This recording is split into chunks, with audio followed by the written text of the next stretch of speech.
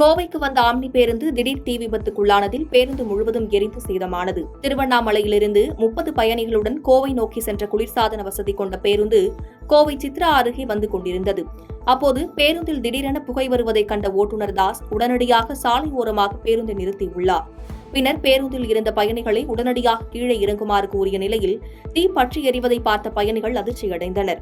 உடனடியாக பேருந்தில் இருந்த 30 பயணிகளும் பத்திரமாக கீழே இறக்கி உயிர் தப்பினர். பின்னர் இதுகுறித்து பீளமேடு காவல்துறை மற்றும் தீயணைப்புத் துறையினருக்கு தகவல் தெரிவிக்கப்பட்டு சம்பவ இடத்திற்கு வந்த தீயணைப்புத் துறையினர் தீயை அணைப்பதற்குள் பேருந்து முழுவதுமாக எரிந்து நாசமானது. இதுகுறித்து காவல்துறையினர் வழக்கு பதிவு செய்து விசாரணை மேற்கொண்டு வருகின்றனர். பாதகம் செய்பவரை கண்டால் நாம் பயங்கொள்ளலாகாது பாப்பா, மோதி மிதித்து விடு பாப்பா, அவர் முகத்தில் உமிழ்ந்து விடு பாப்பா.